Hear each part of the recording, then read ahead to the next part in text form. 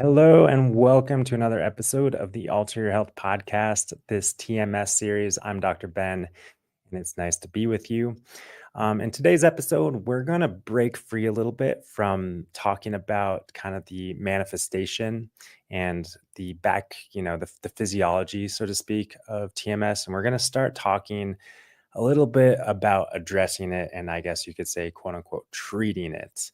And then I think we're going to go back and talk more about the, manifestation and more deeply understanding it. And these topics, of course, do go hand in hand. But if this is new to you, if this whole idea is new to you, I just want to again encourage you to continue looking in this direction for health and healing, and go back and listen to prior episodes to gain a deeper understanding of really what TMS is and how to identify it and diagnose it. But today, like I said, we're going to be talking about our material world and the world in which we live and how our world is really set up perfectly to create the phenomenon of TMS, tension myositis syndrome, or the mind-body syndrome. The title of this episode is Living in a Material World. So, of course, we do live in a material world. We're flesh and bones and we have physical bodies. And the whole premise, if you haven't already, gathered of TMS, is that our experience of physical pain and symptoms, whether, acute or chronic nagging things, TMS can rear itself in any form virtually, and that material physical experience of TMS and the symptoms associated with it have metaphysical, psychological, emotional, spiritual, whatever word you want to put on it. The roots of it are not physical. And that's really hard to grasp as we live in this material world. So I thought that this would be a good topic to talk about as we are maybe going home for the holidays or getting together with friends or family. And it's really just a good kind of microcosmic example of how our world can reinforce this idea that our physical pain or symptoms or experiences are generated in physical form. The classic example is, I don't know, I'll just share my personal experience.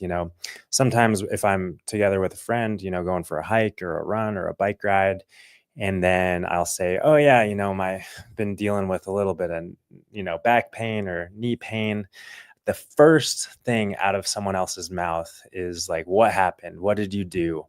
And that kind of reaffirms this idea that there is both something wrong and that which is wrong is physical. Like I did something physical. And I've been in this situation talking to friends and family members, of course. And, it's even hard for me. I guess that's what I'm trying to say, to suggest like, oh yeah, what I'm dealing with, yeah, I'm dealing with this physical thing, but actually, there's nothing wrong. It's just kind of sometimes it's best to use very generic, simple to understand terms like stress, right? Oh, it's just stress. And I think people can understand that, maybe a little bit more easily of than like, oh, it's like this multidimensional, super complex phenomenon called tension myositis syndrome. And, my psychological unconscious beliefs and thought patterns are manifesting physically because it's easier for me to deal with these physical pains and symptoms than it is to process any sort of repressed emotion. Like that's a whole, bag of worms or can of worms that sometimes it's hard to, bring up. And even if you bring it up, it's like, in this material world, what do you do with that? you know um so anyways, as we are, relating with friends and family or just the general public, it's so common for this worldview that we live in, this material worldview that we live in, to be reinforced again through simple, innocent, like, oh, what's wrong? Oh, what did you do? Oh, did you go to the doctor? Oh, what did the doctor say? And then, of course, our conventional medical system, I need not say how materially, physically focused that is, right? Like, oh, yeah, my doctor said I, pulled this muscle, or I've got this herniated disc, or this lab value is out of balance. This is elevated, this is low, whatever it might be. There's always some sort of physical answer that describes the physical problem or symptom that we're dealing with. So then that kind of just reinforces and complicates and confuses our understanding of TMS. And we are, we just start doubting this whole phenomenon, which can be a super slippery slope, because if you haven't already gathered from, learning and delving into the whole world of TMS, one of the most important things for us to do to overcome TMS is to really embrace the diagnosis. And in order to do so, that generally means ditching the conventional physical diagnosis that we may have received from a doctor or from Google search or WebMD or whatever it might be. So it's really important that we embrace this, as I was talking about in the prior episode, a very non-conventional diagnosis. Actually, the diagnosis doesn't even exist in the world of conventional or even alternative natural medicine. TMS is totally fringe. Most doctors don't even know what the heck those three letters stand for. That being said, in our efforts to heal, it's super important that we acknowledge that what we're dealing with is in fact TMS. Like, the what do they say? Like that owning that is like the first most important step. I forget what's coming to mind is like thinking Alcoholics Anonymous or whatever. Like, it's really just owning your issue, like owning, like, hi, I'm Ben and I'm an addict or whatever it is. Like, hi, I'm so and so and I'm dealing with TMS, and just like reaffirming to yourself and the world, like, that is the truth. That is in fact like the first biggest step to take. And that being said, like, I haven't been in the world of AA or anything like that, but I would imagine that step that we take, it's not that we just take it once, it's that we take that step every day, always, over and over again, because the whole world seems to be set up against us to derail us and to, brainwash us back to believing that the physical symptoms that we're dealing with have physical causes. So this material world in which we live is perfectly set up to create TMS symptoms, and to focus and because, again, referencing prior episodes, TMS, the purpose of TMS, the manifestation of TMS is for the purpose of distracting us from deeper, unconscious, repressed emotions, limiting belief systems. If we just keep our head focused on physical things, then all of those processes and deeper issues just can continue to fester within us. And then it's like a self-preservation phenomenon for our unconscious self, so that we can just, stay focusing in physical world, physical stuff, and addressing physical things, and not really acknowledging or dealing with, or giving space for the self-healing and resolution of those limiting belief systems, subconscious thinking. And I just want to reiterate again that these subconscious root causes of TMS are in fact subconscious, just like I'm describing them. They are beyond your awareness. So it's no use trying to do any sort of psychological surgery to go back in your past and uncover things. I mean, sure, if you enjoy doing that sort of thing, then by all means, have at it. But that's actually not necessary for healing TMS. It's simply necessary to continue acknowledging and coming back to the fact that the simple fact of the matter is your physical symptoms have psychological or metaphysical roots. That's really all there is to it. And just coming back to that again and again and again. And then you start to reprogram and rewire this belief system. But again, as I've already said like 4 times already today, living in the material world that we live in It just is set up against us. So it's like, it's kind of, as I see it, it's kind of like going to the gym. It's like every day we're waking up and we're going to the gym and we're lifting the weight of, restructuring and reforming our belief system, with the resistance being the world in which we live, the culture in which we live that is so physically focused. Everything is materialism. And despite being in this material world, it's so important to lift that weight and, do that exercise of coming back to the fact, the truth that our experience of health or disease is not physically focused. It's determined by our thoughts, our beliefs, and our, emotions. So that's really, rewiring, reprogramming, structuring these belief systems is so important and so difficult. And in this conversation, I think it's also helpful to bring up some very interesting data around the symptoms, the physical symptoms that are experienced around the world, just as evidence of our symptoms being actually, not physically caused, right? So in the United States, low back pain is one of the most common, universal things that I think 85% of people experience low back pain at some point in their life, to the point of seeking medical care and in some way, shape, or form. So pretty much everyone at some point in their life has a bout of low back pain. And so, of course, one might think in this material world, like, what is going on that's causing low back pain? And you could come up with any number of theories, like maybe it's a sedentary lifestyle, maybe it is, people being overweight, maybe it is, I, I don't, I guess it's hard to come up with like something that's universally applicable to, like, I don't know, maybe it's a toxin, maybe it's some sort of environmental toxin, maybe it's heavy metals that is causing low back pain.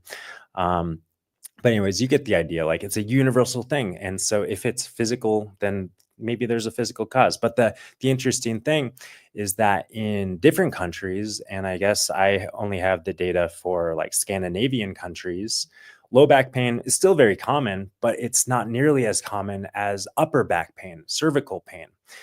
So, I don't know the exact statistics, the percentages, but like I said, about 85% of people experience low back pain in the United States, and maybe 25 or 30% of people experience upper back pain or cervical pain. And in Scandinavian countries, those figures are almost switched, like flipped. And upper cervical pain is much more common than low back pain. And it gets you like really wondering, like, why is that? Why is it that upper cervical pain, like what could be going on physically that would cause upper back pain in another country, but lower back pain in our country? So I'll let you think about that as I give my explanation of that phenomenon. And that has to simply do with the fact that in our culture, in our society, ours being like the Western, I guess, Scandinavia is the Western world, but in the United States, it's so common and universal for people to say, oh, it's a pain in my back. My back hurts, low back pain. Again, it's like so universal. So if you suppress emotional, psychological, unconscious emotions, then like it's just like it's not like you're choosing to manifest low back pain, but it's like the culture is pushing you in that direction because, again, it's so common and universal. And sorry, I'm getting glaring light coming into my eyes. Usually I drop the shades, so I'm going to pause you for 1 second here. All right, we've got our blinds coming down. It's gonna save my eyeballs. So, anyways, in the United States, low back pain is like totally universal. So, if you have repressed emotions, if one has repressed emotions, then like the culture creates this phenomenon of experiencing low back pain. It's just totally, that's just like what's normal. Whereas in other countries, like if one has repressed emotions, psychological limiting beliefs or whatever is unconscious, that kind of manifests in whatever is culturally normal in that place, which again in Scandinavian countries, it happens to be upper back pain or cervical pain. So, that's really just a very interesting, in my the way I see it, is very interesting evidence of the pain that we are experiencing not having actual physical causes. Which there's a lot more evidence for that, but that's just one interesting kind of example of how our material world shapes and creates the physical symptoms that we deal with collectively, societally. Um, and another example, you know, as Dr. Sarno, for those who aren't yet familiar with Dr. Sarno, he's of course like kind of the father of TMS, the understanding of tension myositis syndrome and the mind body syndrome that we're talking about here. And of course, his focus in his career was low back pain primarily, or you could just say back pain. And then it gradually, he slowly realized that pretty much any musculoskeletal complaint could be traced to the phenomenon of TMS. And then in his later years, he realized, oh my gosh, there's all of these other psychosomatic, for lack of a better term, phenomena that that are also the manifestation of TMS, such as like he came up with so many examples that I've already talked about in prior episodes. Anything from like fibromyalgia being a very common one, to gastrointestinal disorders, or SIBO or reflux or anything like that, as well as hormonal imbalances, even kidney or urinary tract infections. Really, the list goes on and on. But one phenomenon that I find very interesting is the whole, world of fibromyalgia, um, chronic fatigue syndrome, myeloencephalitis, like ME/CFS, I think are the acronyms that are used to describe these syndromes, that are kind of mystery illnesses, for lack of a better term, mystery phenomenon that a lot of people experience. So it's almost, the way I see it is almost like this cultural snowball that exists, and it becomes like, oh, like this is a syndrome that my psychology can manifest. And I'm not belittling people who are having these experiences. And I'm not saying that these experiences and these symptoms and phenomenon that people experience physically aren't real. Of course not. They very much are real. And I've shared how I've dealt with some similar symptoms myself that were, in fact, very real. But the fact of the matter is that the root cause of these symptoms, even though when you go to any sort of conventional medical doctor or functional medical doctor, they'll run all sorts of tests and generally say, oh, this is all normal. Oh, but maybe, we've got a little bit of heavy metals here, a little bit of mold here, maybe your symptoms or what you're dealing with are due to that toxicity or that virus or that imbalance or low this or high this or these hormones. Those all exist. All of those quote unquote imbalances may in fact exist, and in some cases those imbalances may in fact be correlated with your experience of some condition. But the fact of the matter is that this conglomerate of symptoms that you may be experiencing, someone with, anything. I'm using the example of like fibromyalgia, chronic fatigue syndrome, which is a huge, I don't know, like I guess like a huge mess and web of symptoms that a lot of people seem to be fitting in. I guess also people, maybe they've also gotten the diagnosis of Lyme disease or any other, chronic infection sort of thing, even EBV, Epstein-Barr virus. So all these kinds of things like that exist in this like physical, and people are trying to poke at it and describe it physically. And I guess what I'm presenting it is like, what if there is one common underlying universal phenomenon that every one of those people who have various forms of this physical thing, what if it all comes down to the belief system, the psychology. And if we address that, then maybe everything like naturally balances itself. And again, the interesting thing is like when we're talking about all these labs, and I'll of course do another episode that unpacks labs as well as imaging. But the thing to know is that pick any lab. I don't know. We'll go with like, Epstein Barr virus titers because that's something that I just had drawn myself like 6 months ago. But in any case, you might draw that lab, and those lab values might be elevated, and you might be having symptoms. And then it's very easy to say, "Oh, I've got these symptoms. I've got this lab value. These, based on what I know, my symptoms are directly related to this lab value. This lab value is causing the symptom." But if you were to just uh, draw the blood of 1,000 or 100 people, there would be many people who have that lab value who don't have that symptom. Maybe, I don't know what the percentage is, right? We'd have to do some sort of study, but I can tell you for sure that 100% of people who have this lab value do not have this symptom. So yes, one could say maybe there is a correlation, but no, there is not a causation. If there is a causation, it would be one to one. It would be directly caused by this equals this. And it's simply not the case. So, what is true, what is the case 100% of the time is that there are psychological things that, again, are impossible to measure. It's impossible to measure and diagnose TMS. There's no test for it. But that doesn't mean that it is not creating the symptoms that you might be dealing with.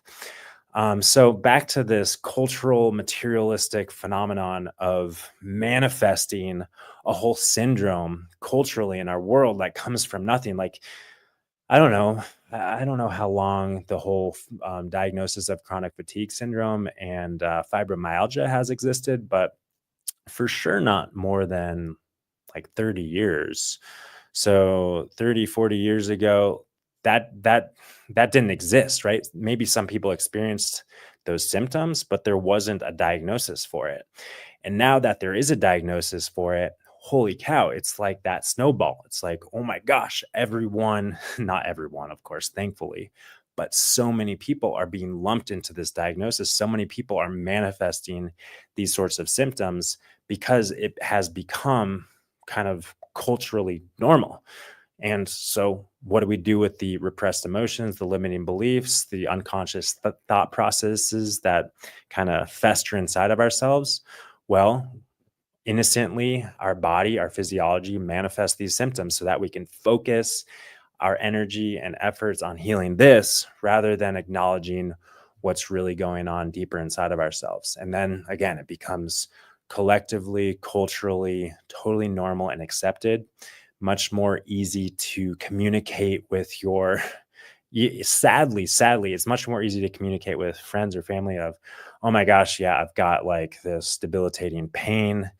I've got this, debilitating fatigue. It's a lot easier and more socially acceptable, sadly, to be dealing with that sort of debilitating stuff than the existential crises that might be festering well beneath the surface of being human, just related to being human, and whether it's the anxieties of this or that. And again, like all of those emotions that are beneath the surface are beneath the surface and they stay there. And it's not important to let them out or let them flow or express them or experience them or feel them, even though it is helpful to do that. But I guess what I'm saying is it's not required to do that sort of emotional healing in order to heal TMS. It's just required to continue looking in that direction and acknowledging that the root cause is psychological and not physical. Um, and on that note, as we're wrapping up here, I also just want to remind you that what we're talking about, is totally normal, totally universal. Just because we are experiencing physical symptoms that have psychological roots doesn't mean that there is anything wrong with you. It is completely normal. And I would even say that it is healthy. It is healthy to have this expression of our psychology through our physiology, as long as we can use those symptoms, use those experiences physically as feedback to direct us back to the truth, direct us back to ourself, so that we're not running on this hamster wheel in physical world trying to find physical symptom relief or solutions for physical problems, but we can go back to the core roots of where things are manifesting, where things are, starting and being created. And that is, of course, our psychology. So, yeah, just reaffirming to you that there's nothing wrong with you. You aren't broken. You're normal, you're healthy, and you're sensitive, and your sensitivity is a gift. And that's a whole nother kind of conversation, is how we can use that greater attunement to your sensitivity and to yourself for the purpose of up leveling and healing and listening to your highest self, so that you can be aligned in your life, in your world. So anyways, yeah, let's kind of start wrapping up here. Living in a material world, it's hard. It's hard because the material world is reinforcing all these worldviews that are false. That's really what it comes down to. And your responsibility as your healing TMS is to, despite living in this material world that is really seems set up against you, everything is telling you that your physical problems have physical causes. Despite all this information and evidence from our outer world, from our friends and our family and our doctors, all this evidence, we need to strengthen the conviction within ourselves and knowing that our physical symptoms have psychological roots. I think I've said it like 19 times today, but that's really the name of the game here, is believing that. No, not believing that, knowing that, going beyond belief and into knowing. And that comes, and what, in order to do that, that really means changing our belief system so that it's no longer a belief. It like is integrated, which is the healing of TMS, which we'll be talking about in future episodes. So on that note, I'll leave you guys there and send you off with a blessing of happy and healthy holidays ahead. And also just a reminder, as you are navigating your friends and family relationships in this holiday season and beyond, just remember that even despite what they're like the back to this material world, like, the when someone says, oh, have you checked this out with that doctor? Or, oh, this is going on with that. Like, it's all coming from love, right? People who don't have this understanding of the multidimensional nature of the manifestation of symptoms in their body, that doesn't mean that they don't mean well, right? So take that information, take the love, but don't let that information that other people might be giving us, don't let that sway you from the knowing of what's really going on within yourself and the root cause of your pain or symptoms that you may be healing. So stay focused on the truth of your TMS, quote unquote, diagnosis. All right. Sending you guys lots of love and peace and healing this holiday season. And just another reminder, if you are looking for more support now or in the new year, reach out. Here for you. I've got kind of a self-guided program, the TMS Free Life program. And also I'm doing one-on-one coaching with people who are looking in this direction for health and healing from their chronic nagging pain and symptoms that are very likely due to TMS, tension myositis syndrome. So reach out if I can be of any assistance or support, and send you guys lots of blessings this holiday season, and we'll catch you probably in the new year. All right. Peace and love, you guys.